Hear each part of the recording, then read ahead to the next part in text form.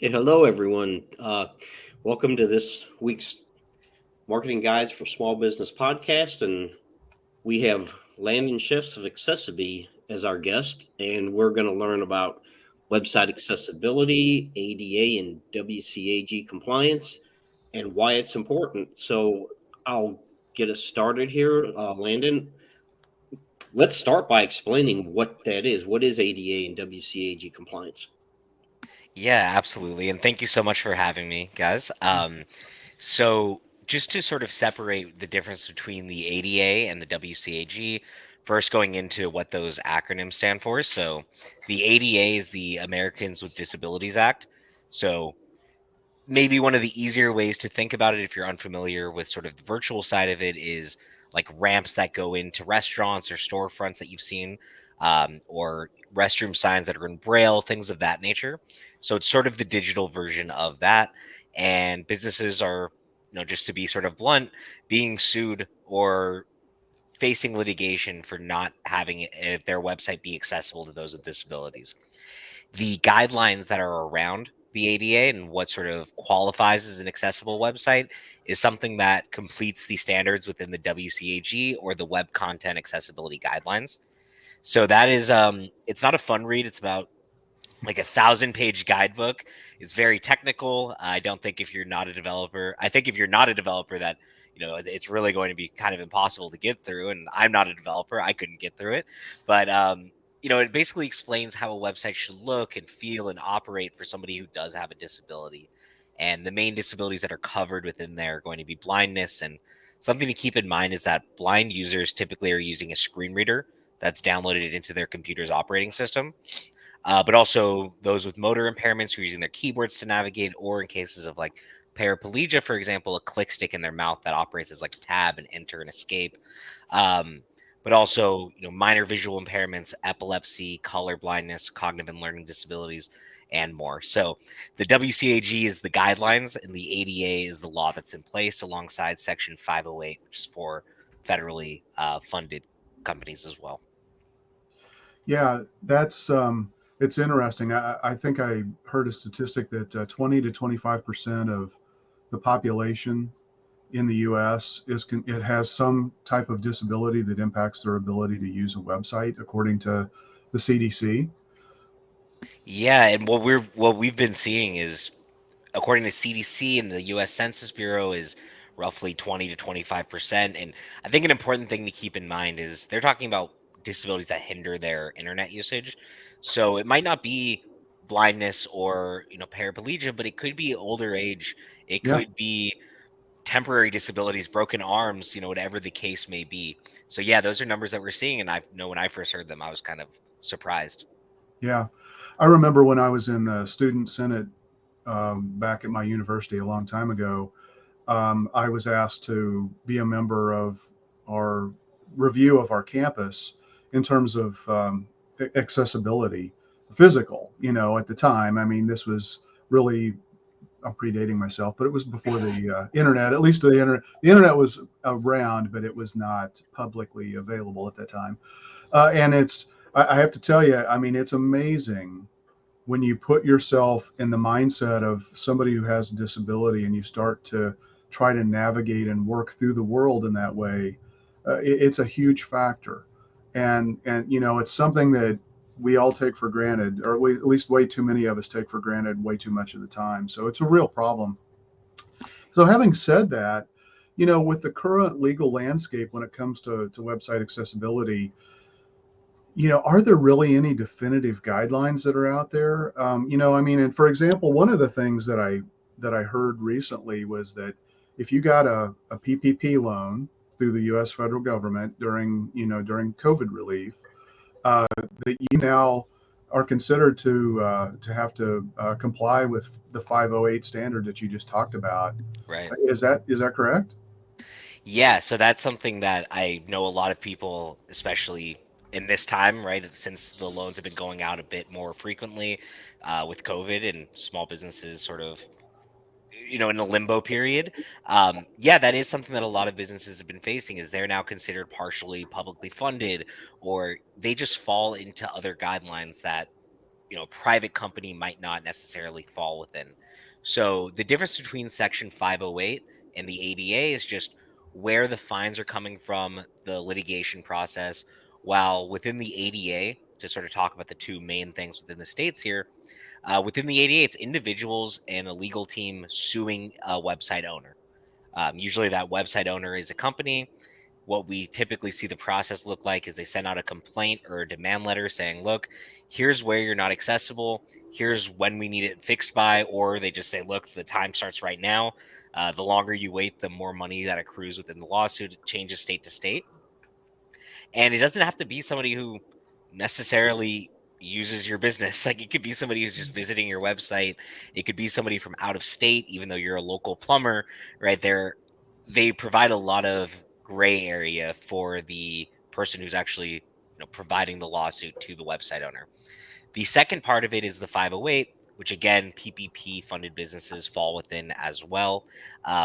This is actually a fine that's coming from the government, or it could be loss of contracts, things like that. I've worked with electricians who work with public school districts who have lost out on contracts because their website wasn't accessible, things like that, because it is written within their guidelines and nobody wants to risk these significant fees. Going back to the ADA for just a moment there, the fees that we typically see, or the demand letter settlements that we typically see, anywhere from like $20,000, $50,000, going upwards of $150,000. So it's nothing to scoff at. A lot of the businesses that have been sued once again for not being in compliance after they've already settled. So it is an ongoing thing where, people don't just pay and then, they're clean and good to go. They need to pay and then actually take care of the issue. So it's something that we've been seeing a lot of. About 265,000 demand letters and lawsuits went out last year alone. So these are significant. Looks like it's increasing and becoming borderline mandatory at this point, where it's not something that's nice to have. It's something that's, absolutely necessary. Wow. Well, Yeah. Go ahead. I was going to say that for those that don't know, what is a PPP loan? Yeah, so a PPP loan was a loan that was going out, especially in maybe the height of COVID, beginning of 2021, maybe throughout all of 2021. But it was a loan to help out smaller, medium-sized businesses in order to basically keep their doors open during COVID, make sure that they could expand during COVID, whatever the case is, to keep the economy afloat. So, having said that, I mean, businesses get loans from like the Small Business Administration, SBA loans. Does that mean that they also fall under 508 at that point? Do you know? It could. They should definitely look into, probably with their accountant, what their loans are, what it makes their business fall into, class wise, business model wise. But it is something to be cautious of. And one important thing to keep in mind is, even if you're not falling into the Section 508 zone, you still, every business owner falls into the ADA side of things. Yeah. And that's where the lawsuits are much more significant. That's where they could be a little bit more reckless. Because earlier you did ask me about definitive guidelines, and it's unfortunate, but they are still a little bit gray, right? The Right. current global and legal accepted standard is the WCAG, which I referred to earlier, 2.1 at the AA level. So although it's not, officially set where people say, look, you've passed these check marks, you're good to go. Because, there are people who spend millions of dollars on accessibility and still get hit with a lawsuit. But it's then their job to make sure that they can say, look, you're wrong. We are accessible. Here's why. And having resources, just as an example, here at Accessibility, we provide all of our clients with a litigation support team, which is part of our basic pricing. And what they do is they provide different documents. They'll actually look at claims, things like that, provide documents, their scores, accessibility scores using various testing tools, suggested responses to lawyers that we've seen be efficient, all of these different things, of course, more based on that individual claim, in order to prove how and why the site actually is compliant and accessible. So it's a little bit gray on the guidelines, but that's why it's important to make sure that you're taking the steps to protect yourself. Wow. Okay. Yeah. You listed a range of I guess penalty amounts. Does that correlate to how large the business is? Yeah, I believe so. I've worked with restaurants specifically who have seen settlements of realistically like $12,000, which I've seen be on like the lowest side, and these are hyper local restaurants within smaller towns in Michigan, whatever the case is. Mhm. But then we do hear about supermarket chains, something like that, and they're getting hit with $200,000 fines, or lawsuits, I should say. So I do think the lawyer sort of makes a calculated decision of what can this business actually spend, how much is this penalty worth. I know lawyers are kind of like scientists in my head where they come up with these dollar amounts out of what I think is thin air, but they figure out what the damages are. Gotcha. Would you be able to give some examples of what the user experience with someone for someone with a disability? Uh, i- like I guess sort of compare what it would be like their experience on a website that is not accessible compared to one that is, just to give some Yeah, examples. absolutely. So two of the I guess sort of to break it up into two different parts, there's going to be something that we call front end adjustments, and this is for more minor visual impairments, epilepsy, cognitive and learning disabilities, and more as well. But just a couple of examples of that are contrast issues, for example. So making sure that you don't have a really light colored font on a really light colored background, because that might be harder for somebody who just doesn't have the best vision to be able to identify and see. Fonts that have specific, maybe like pointy edges to them, like on the top of a letter or something like that, because that might start to sort of smudge together if they have poor vision or if they have dyslexia. Certain fonts sort of get mixed up a bit easier than others.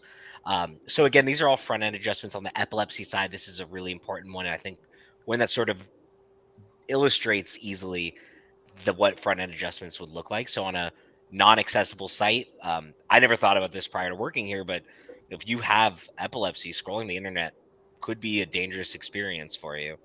And a non-accessible site may have like a flickering GIF, really bright saturated colors, things like that. And for somebody who does have photosensitive epilepsy, that could trigger, the worst case scenario, a seizure, something of that nature.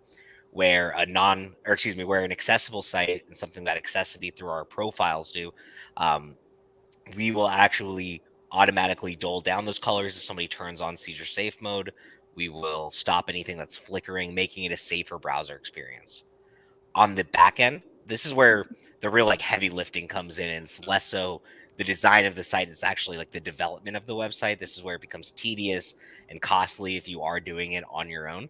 Um, but that is going to be for blind users who use a screen reader, and then motor impaired users who use their keyboard to navigate.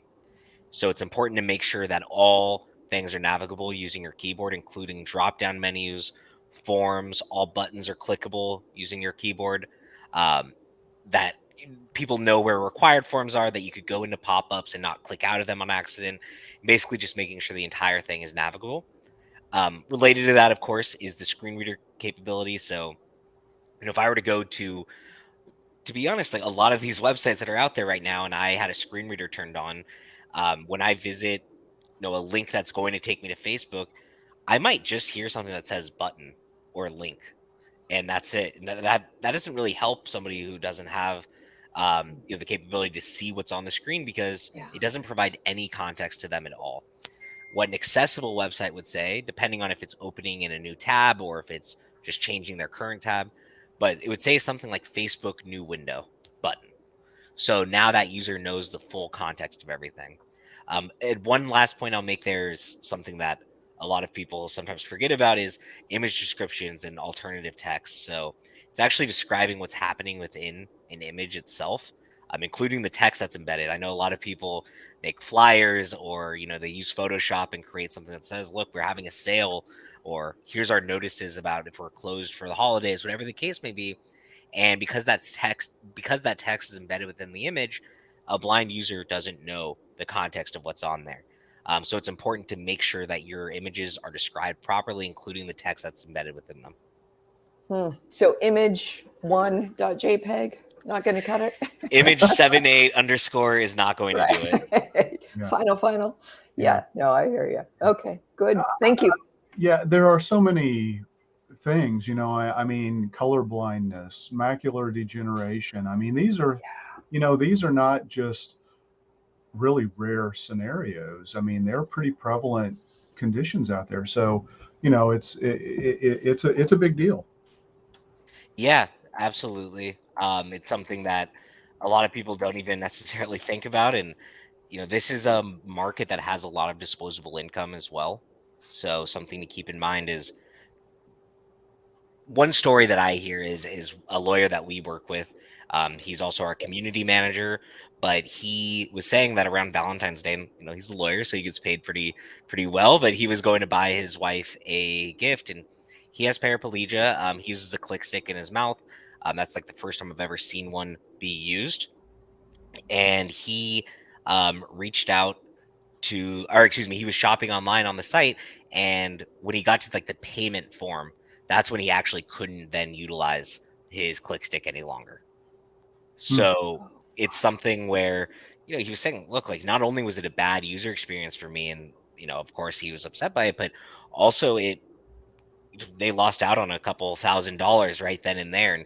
And from a business perspective, you want to make sure that you're covering all of your bases there. Yeah. Oh, yeah. So, what are, traditionally it's been really difficult and expensive to comply with any of this. So, what are some of the options out there for small and medium sized businesses to make their website accessible?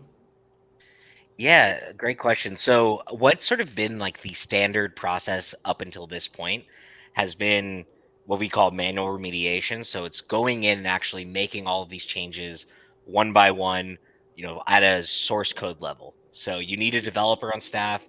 You probably need a lawyer on staff. You probably need an ADA expert. Some price quotes that I've gotten, not only, no, excuse me, not to do the entire job, including actually changing the code, but quotes that I've heard from partners, or excuse me, clients of mine, who all they wanted the company to do was send them an audit saying, here's what changes you need to make. And I've heard quotes of $85,000. Typically I think that's a bit high because their site was a little more complex, but we're talking tens of thousands of dollars minimum. We're talking weeks of time in order to actually bring it up to compliance, depending on maybe how new your website is.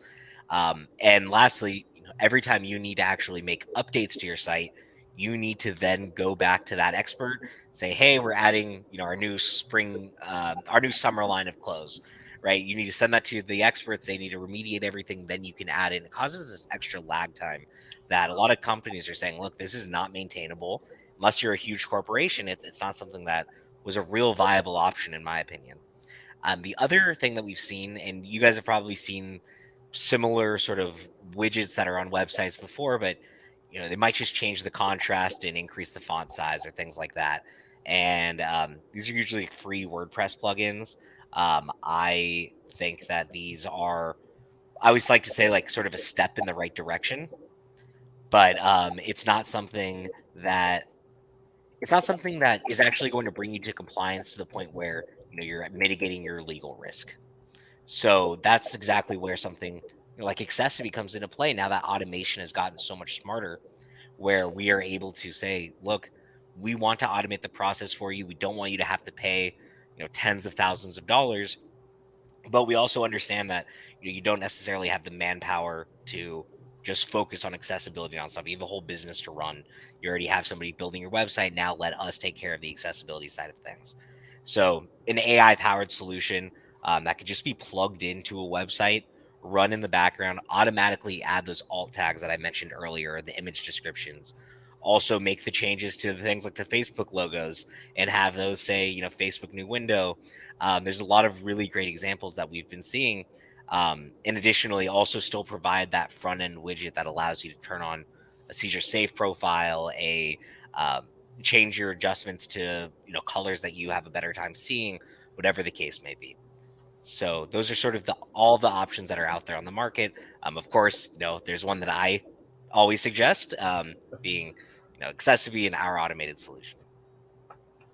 Yeah. I mean, I I don't want to put thoughts in people's heads, but at the same time, the fines that you're talking about, amounts, are not. I mean, those aren't even what people often, especially smaller businesses, aren't even willing to pay that for a website to be developed. First of all, you know, and so their alternative is, they may not even choose to have a website, which is crazy, because they couldn't do it in a cost effective way. So I'm glad to see that there are some technologies that are coming out. You mentioned one example of how accessibility helps with lead conversion, and kind of what that can mean in terms of, you know, losing a sale or not if you've got accessibility. Yeah, but I would think that even if somebody lands on a website that's accessible, um, or they land on a website that's not accessible first, then they go to another competitor that has an accessible website. That's a lost lead or a business opportunity as well. So, any other thoughts on what role accessibility has in terms of lead conversion? Yeah, absolutely. Like we were talking about a bit earlier, this is a market that has a lot of disposable income. It's a really large market as well. And, again, when we say people with disabilities, we're not only referring to what we would probably consider more serious disabilities. It sometimes is just somebody didn't bring their glasses today and doesn't have good vision. Like I always use my mom as an example. She has probably the thickest glasses I've ever seen, and she really likes to online shop. And like her method right now is she goes Command Plus on her MacBook like 35 different times. And if it's going to be that difficult for her to read, she's probably going to go to a different company. And I would suggest that you don't lose her business if you're an online retailer. So, you know, this is a group that tends to be pretty loyal to a brand. And this is something that, community advocates that we work with, who do have disabilities at our company have told us about. And they say, look, we stick sometimes to what we tend to be very comfortable with. And um, one of my agency partners have sort of put it to me in a way that I really like, which is essentially you're paying us to do your marketing and drive traffic to your website. Now you want to make sure that you're casting as wide of a net as possible and not losing out on any business simply because they can't necessarily interact with your website as easily or as fluid as you would like them to. Yeah. So, when it comes to lead conversion, it's one of the most important things that you could do from a more technical standpoint as well. And I know that you're sort of the more of the SEO expert than me, that's for sure. Um, but from an SEO perspective, something that some of my SEO partners have mentioned to me specifically is it can significantly reduce your bounce rate, especially within the first minute, first 5 minutes, something like that, Yeah. because it is easier for that user to actually go through the site. So I know that that tends to have a positive impact on SEO. So it's something that sort of I like to almost describe as an added benefit of accessibility in general, as opposed to one of the main benefits. Yeah, time on site, I think is, Mhm. bounce rate and time on site, kind of rolled together there. Um, yeah, interesting. So, um, I mean, we're talking about 25% of the population, Yeah. we've talked about on this podcast before, you don't look, if you're paying for marketing, the last thing you want to do is leak leads, and this is a new form of leaking leads. I mean, in the past, I think many marketers really have kind of only looked at it as like, okay, well, somebody filled out a form on your website, but you didn't call them back, or they called your business, you didn't answer the phone and you didn't call them back, and these kinds of things. But this is something that, it maybe is even an invisible leaking that's happening for businesses right now that they aren't even nobody's even really paying attention to, and that's a pretty substantial number. And again, if you're talking about folks who have money, I mean, then that's I don't think you want to walk away from that opportunity. Right, absolutely. And on top of that, it's still you want as many people sort of spreading the good word about your business as possible. So I do think that even if it's not necessarily a huge amount of actual leads or revenue that could be lost, I do think it's important to make sure that you're expanding your client base as much as possible, that people have good things to say about you, that I know some business owners get very competitive, that they're not going to your competition instead of Yeah. you. Yeah. And then lastly, like from a branding perspective, it's 2022. I work with agencies who their whole business model is how can we do more disability focused marketing? And people don't know where to start. They're asking for inclusive marketing, inclusive branding, and it's kind of a vague topic to discuss. This is one of the, quite frankly, the simplest steps and the most affordable steps you could take towards like really making strides towards that, as opposed to just sort of talking the talk. Yeah. Yeah, for sure. As a business owner, I mean, that's largely our audience. They're probably pretty overwhelmed by this. Is there a couple of major things that you could advise the business owners to think about with their website? Are there like one thing to change every month? Like, is there any way to make this a little bit more bite-sized so they can actually start to tackle this?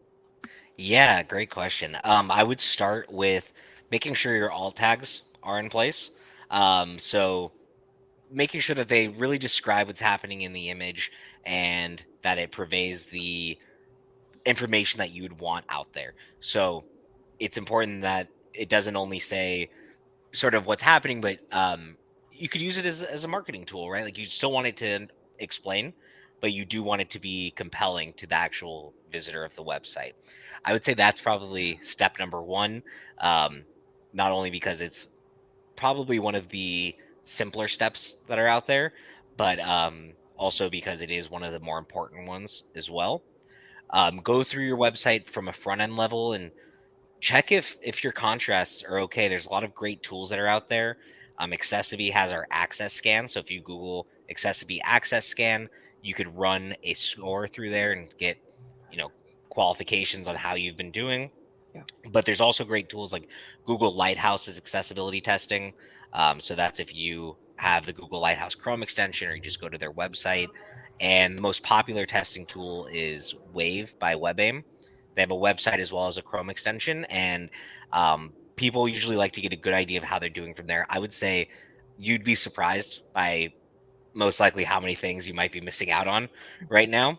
And I think that a lot of them would be in regards to contrast, regards to fonts and headers, and then of course like ARIA labels, image descriptions, things of that nature on the technical side. Hmm. And then ongoing, is it something that you just got to be thinking about every year just to make sure, like as you update your site, we got to make sure that new accessibility, I guess, mandates are being adhered to? Is that the kind of Right. thing? Yeah. So Yeah. sort of yes and no. It's been that way for a long time. So it's been that way where, look, you might have been in compliance, 2 months ago, but Yeah. now you're not, either because you've added new content or because it's a moving goalpost. And one sort of cliche we always like to say is, it's a journey, it's not a destination when we're talking about compliance and accessibility. So, it is something where you need to always make sure that you're on top of it. We understand business owners are very busy people. They, have focuses that aren't always just web accessibility. So we want to make sure that they can stay on top of those. But with things that have launched such as Accessibility, it will automatically make sure that your site stays in compliance. So that's the great thing about automation is, number one, when you add new content to your website, it's going to scan through all of that content, make those changes every single day, making sure that you stay in compliance no matter if your site updates daily, which we've definitely seen, whether it's e-commerce or blogs. And additionally, if there are new guidelines that come into play, like earlier I mentioned, right now we're at WCAG 2.1 at the AA level. What happens next year if it's 3.0 or 2.3, something along those lines? As an agency, you can't go through every site and change every little aspect. As a website owner, you might want to just like give up at that point. It's like so stressful and overwhelming. But with an automated solution, you could just push out those changes across all of the websites that has your technology on their site. Great. Yeah. That's doable. Totally doable. Absolutely. Yeah. Well, I mean, it's, the thing is, you don't achieve compliance and you're done because things change. I mean, the nature of the internet, if you're doing active marketing, you're changing content on your website. when you do that, you may no longer be fully compliant. So, but having said that, I mean, is there, and again, I know you're not an attorney, and I'm nowhere near an attorney, but I mean, if you show some due diligence that you're actively trying to provide a web accessible website, does that help in any way from your Yeah, experience? I would say it does. Okay. You know, even more so than I guess the WCAG 2.1 at the AA level, like the standards are sort of we're working towards it. And I know that's like really hard to say, and who's to determine, if you're working towards it hard enough, or, if you're just we've all seen, or at least I have, because I click on a lot of people's accessibility statements. I've seen plenty times on websites they haven't updated this statement since 2017. Their website's clearly inaccessible, and it says, "Hey, if you find any issues, email us, and we're trying to make our site accessible." And, they're not. They think that they might get away with that for a while, and maybe they will for a little bit. I do think there's also the factor of it's not just about what you could get away with, right? It is also the right thing to do Yeah. for people who have disabilities and want to access your company. There's doctors out there who don't have accessible websites, and people with disabilities need doctors just like, you or I need to book doctor's appointments. Excuse me. Um, but also e-commerce sites, whatever the case may be. But yes, having the intent and having the steps in place towards making your website accessible does make a difference. It does help. But let's not just say we are, and let's really, really take those steps. So, Landon, I think you've touched on this a little bit already, but what are some of the biggest benefits of inclusivity as it relates to compliance? Yeah, absolutely. So I think the first part is mitigation, or excuse me, litigation mitigation. I always do that backwards because they rhyme. Um, but making sure that you're lowering your risk significantly. So, there are lawyers, they're making a lot of money from this, right? And there are a lot of true and honest cases that are out there, true and honest lawsuits from somebody who has a disability and couldn't get access to local doctor, local store, whatever the case is, and or just any sort of local website, and sued because of it. But then there are lawyers who, they sort of have a system in place, and they know we can make money by suing these type of businesses. At one point, like dentists were getting sued left and right. Sometimes it's realtors, and they just know these industries have the money to pay us. These industries are quick to do so. We're going to target them. So making sure that you have something on your website that's going to protect you and that you could stand confident behind and say, look, we're taking proper steps, or our website is accessible and you just didn't check and you just sort of sent out a lawsuit that we definitely don't agree with. Nothing's going to be perfect. Sometimes you will take the proper steps and you will do just about everything right. And people will come to your attention and say, look, this banner doesn't really work with my screen reader. It's breaking up my keyboard navigation. And, that's something that is part of the journey and not the destination thing that I mentioned earlier. So starting with litigation, mitigation, going into something that we talked about a lot before, just making sure that you are opening up your business to as many people as possible. So again, closing any holes in your boat that you may be leaking potential revenue from. And then lastly, from that branding perspective and the fact that it's just the right thing to do overall, you could feel confident as a company saying, look, we are taking steps towards, helping a community that has been a bit disenfranchised in the past.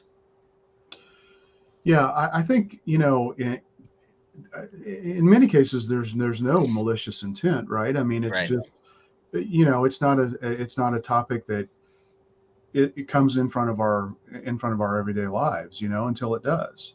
And but from my perspective, I know for me, it's important to be seen as much of a socially responsible business as I can be. And uh, there are a lot of people who may think that way, they may not, but that it's still, I think like you said, I think it's the right thing to do. One, morally, and societal obligation. Two, it's good business. 3, it's going to help you get more business because you're going to be more findable. So there are a lot of really strong positive points here. I know a lot of people are going to look at this as as a cost. It's like, okay, great, I got to go spend more money on this or that, but there are real benefits to doing this, and I think you can quantify those pretty well. Yeah, I absolutely agree. So going back to sort of the first part of it, the sort of social awareness and everything along those lines.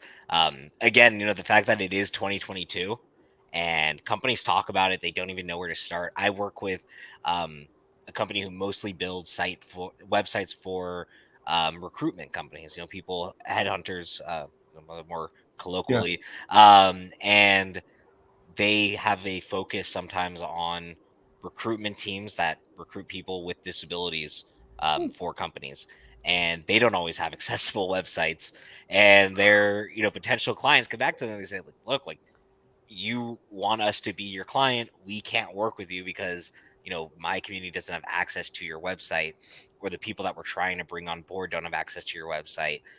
There's disability foundations that are out there who don't necessarily have accessible websites, and that's definitely like the most important thing that you can offer. So just a lot of things to keep in mind there, where again there is no oftentimes, I should say, or I would hope not, there's not any malicious intent out there. But I think it's more so sort of what I was talking about earlier when I mentioned I've never thought about the epilepsy side of things prior to working here. It was just my ignorance. I would have never thought about it because it's never affected me up right, until this point. So it's right. important to be socially responsible and make sure that just because it hasn't affected you or somebody that you're next, or extremely close to, that it is affecting your potential clients, or even people who just want to go to your website. Yeah, yeah. Ignorance doesn't prevent you from adhering to the law. Right. And I mean, it's to the point now where you know I'm actually going to be very proactive here in making sure that this is an important topic that all of my clients in particular, prospects, are aware of, because I think it is just like, there are so many good positive reasons why you want to do this. I agree completely. I know a lot of website builders nowadays they're essentially saying, look, if you're not going to take steps towards making your website accessible, or add that to your budget on your website, sometimes they won't necessarily even work with those clients. We have seen things like that only because they want to make sure that they can proudly say, look, we build accessible websites. And one way I sort of put it, this might be more so for the people who have built websites or have a little bit of design experiences. A couple of years ago, like, the number one thing I would hear is about like responsiveness. I've worked with agencies for a long time, and a lot of companies were very proud that they had a responsive or a mobile first website, and now it's something that you don't really see it on websites too often because it's pretty much expected. Like, nobody builds non-responsive websites Right. If you want to anymore. be found. Right, exactly. And yeah, sometimes it's for SEO purposes, sometimes it's for aesthetic purposes, but it's either way, like, you're doing it now. And Yeah. I think right now we're in a phase where it's nice to offer accessible websites. It's nice to have an accessible website, but in a year, the rate that this is moving, I do think it's going to be something where every website's expected to be accessible and compliant. Well, here's a news flash. It is not hard to find websites that are not accessible. I mean, it's really, really easy. So there are people who their job is to use automated tools to go out there and quickly identify websites that are not compliant. And I think one of like the easiest ways that you can quickly test on a website is if you just simply go to a website and press tab on your computer, right? Which would, in most cases, or for an accessible website, would actually start highlighting each individual link so people know what they would be clicking on, things of that nature. You could sort of tell, am I able to navigate through my website by just pressing tab and going through it? And you'd be surprised by how many just aren't accessible through there. And then again, another quick way to test is, access scan through Accessibility. You would just put in your URL, it would scan it really quick and give you a quick sort of guide on here's where you haven't passed, here's where you have passed. But also Google Lighthouse and Wave, where they don't really give necessarily like a pass fail sort of grade. They do tell you, look, here is where you're lacking and here's where you're doing really well. It's a couple of examples of that, so you have a better understanding of how your current website is doing. So I've got a question, that may not be obvious. And, some people may have seen an accessibility icon on a website when they go to it. Um, you know, I don't have any of the vision problems that keep me from being able to see that. So I can see that and I can click on it. But again, just kind of talk about, if somebody doesn't have the ability to see that accessibility icon, what how does an accessibility solution work? Great question. It's something that sometimes I forget to tell people about, so I'm really happy you asked. So a couple of different things. Number one, starting with people who do have the ability to see and um, maybe are colorblind, for example, or have epilepsy. That logo that you typically will see on websites, it's usually a little guy with his arms out to the side a little bit. Um, a lot of companies that are in this space, whether they are just like a free plugin or whether it's Accessibility, whatever the case is, tend to use a pretty similar logo. And the reason being is that we want to make it sort of universal behind here are accessibility settings. And just because you may not have used it in the past doesn't mean that, people who do have visual impairments or epilepsy, whatever the case are, they do tend to actually know about these features that are out there. They tend to check websites for them, things of that nature. So that's sort of to cover the people who do have their vision, do have access to use their mouse or trackpad, and can just go ahead and actually click in and change their settings individually. For somebody who only uses their keyboard to navigate, when you press tab um, on something that does have accessibility on it, it's going to automatically turn on keyboard navigation mode. So additionally, someone who uses a click stick in their mouth, that button that's on their click stick operates as a tab button. So that's also going to automatically trigger the solution to come on board. Um, for sites that are just naturally accessible, whether it's been done at a code level or they've spent, hundreds of thousands of dollars on it, whatever the case may be, um, Tab will also, sort of automatically turn it on, or these tools don't need to be turned on because, they're sort of built in at the website level. For blind users, they, like I mentioned earlier, have a screen reader that's downloaded into their operating system. Otherwise, Yeah. wouldn't be finding your website in the first place. Yeah. Um, and a website that's been accessible at a code level, there's nothing that needs to be necessarily done. Sometimes websites will turn into like a read only mode, which I'm sure people have seen before, even if they're not necessarily thinking about it. Sorry if this, I have allergies. Um, but with something like Accessibility, if I had a screen reader and I were to visit a website, what the first thing that would happen is I'd receive a verbal invitation saying press Alt+1 to turn on blind user mode. And then I would hear a little success bell in my ears as soon as I've done so. Okay, cool. Yeah, no, that's helpful. Thanks. Absolutely. Yeah. Can you speak a little bit about your background and just about like why this topic and working where you do is so important for you? Yeah, absolutely. Thanks for asking. I've worked with marketing and web development agencies for the past about 6 years now. And I was working at a CMS before, one of the drag and drop CMSs that are out there. And one thing that I'd hear from a lot of agencies is, what accessibility features do you guys have? How can we make sure our site's more accessible? And I was just, I'm not a developer. Again, I'm not a web designer. So I was just like, look, I think you could add like quick alt tags. And they were like, yeah, but my uncle uses a screen reader. I was hearing so often my, you know, insert family member uses a screen reader, and they're not hearing what I want them to hear. They're not hearing anything positive. They're skipping over the menus completely. They don't have access to buttons and links and clickable items. And I was like, all right, this seems to be a real significant issue, not only for web developers and business owners, but most importantly, it seems to be a significant issue for those with disabilities.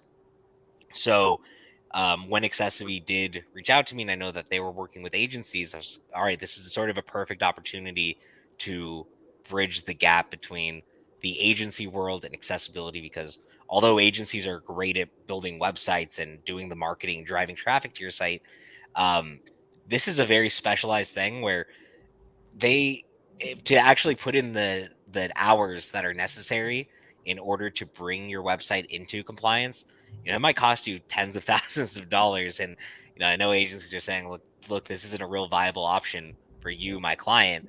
um, and now there's options that they trust, that they partner with, and that they know can bring their clients' websites to compliance in a confident manner, something that they could truly stand behind and say, look, you guys are good to go. They're going to back you from a legal standpoint. They're going to make sure that you are accessible, and most importantly, make sure that it's a great user experience for somebody with a disability who's trying to access your business through your website. Wow.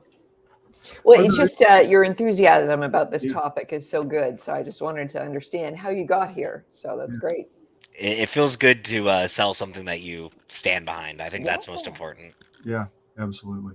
Are there any issues, with the automation?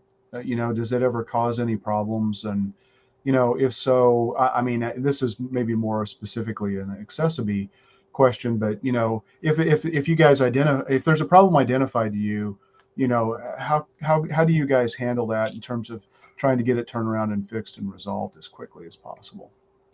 Yeah, I rarely see people run into issues. WordPress users will use the WordPress plugin. It shouldn't have any. The only thing I ever really encounter is sometimes people will have sometimes security software on their site, or WP Rocket, things of that nature. Sorry about this again, guys. But sometimes that will block the crawlers for our scanning tool. So it Hmm. actually doesn't affect the website's accessibility.